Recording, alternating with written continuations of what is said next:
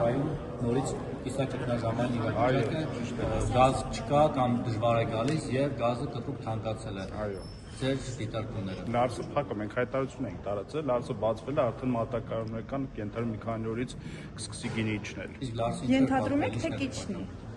Եթե եկավ կիչնի։ Բայց հիմա հպարտորեն հայտարարում եք Լարսը փակ է ու Ես հպարտորեն չեմ արդեն, ես ասում Լարսը փակ է, փաստ եմ արձանագրում, ասում կարող է հեղու գազը մենք ենք արտադրում։ Եղանակային պայմաններում Լարսը փակ է։ Ոչ, մի քանի ամիս Հայաստանի չկա։ Ռոժան, ասում ոչ, կա, բայց ասում եմ մի րոպե սպասեք, որպեսզի հասկանաք, մի րոպե։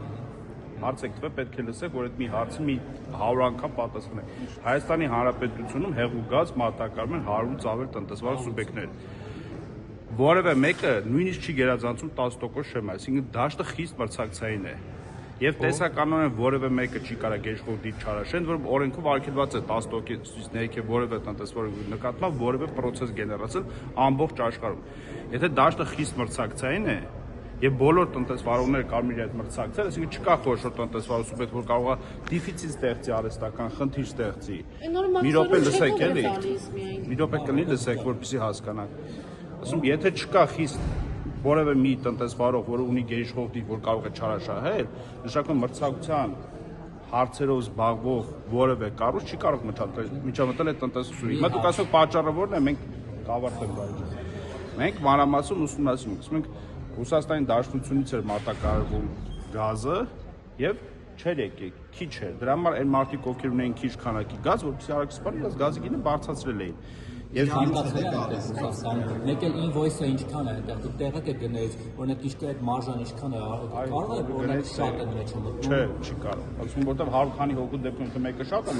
քիչ կմտի, որ ծախի 196 հոգի իրար ձեն են տալիս։ Դες բան տեսականորեն։ Այսինքն հիմա որ գինը 300 դրամ է դարձել, դուք տեղանելիք չունեք, դա արհեստական բարձրացում չի։ 180 մանրամասն բացատրեցի չէ օրենքը։ Ասում նույնիսկ օրենքով արգելված է 10%-ից ավել պակասի դեպքում որևէ process գեներացնել դա ամբողջ աշխարհում է։ Նայեք, պատկերացնում եք, ասենք 10,000 հոգի ինչ-որ գործով են զբաղվում։ Դա տեսականորեն նշանակված չեն կարող իրար այդ պայմանավորել, որ ասենք հակամրցակցային համաձայնություն է։ 9% էր նախկինում, հիմա 8-9-7։ Իսկ չի կարա 7%։ Այո, մենք տեղեկ է, բայց ինվոյսի գները չեմ ասելու։ Իհարկե դա որտեղ առողջ։ Հիմա Լարսին այլընտրանքային որևիցե ճանապարհ չկա։ Էկոնոմիկայի նախարարը հայտարարեց, որ տնտեսվարողներից մեծ ադրբեջանական բենզինը ներկրվում, բայց վաճառում է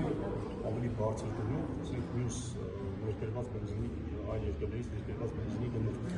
Եվ ասած որ այդ տնտեսվարողի համաձայնեցված չի, այնու չեն կարող։ Վարույց դա հարուստ։ Ինչով, որ հարցով։ Հայտարարության մեկ էկոնոմիկայի նախագծի որ մեկի վրա, որ մեկը ադրբեջանական բենզին է ծախում թանկ գնով գնա վարույթ։ Այսինքն դա մրցակցության է։ Ասում որ հարցի շուրջ, որ ասեք, ասեմ, վարույթ շատ բենզինով վարույթեր ունենք, որ հարցով։ Որքան է վաճառում։ Այսինքն այդտեղ մրցակցային, հակամրցակցային խնդիր չկա, այսինքն մրցակցության Լավ չեմ պատճառել, բայց հիմա ասեմ, մենք ինչ վարույթ ունենք։ Մենք ունենք գործընթաց մենք նախ 3 դատական գործ պարտվել ենք, դա էլ ասեմ, առաջի հայցանի դատում, որտեղ դատանը կարծել որ բենզինի գները որ բարձրացրել էին, մենք սխալ ենք պատկերացրել, դա բարձր չէ, հիմա վերաքննիչ բողոք ենք տանում եւ այսօր նորից գործընթաց ունենք բենզինի շուկայում, իհարկե չեմ կարող ասել, չեմ պատկերացնում ինչ եք ասում, էլի, էկոնոմիկա նախարարությունը ինչ ասե։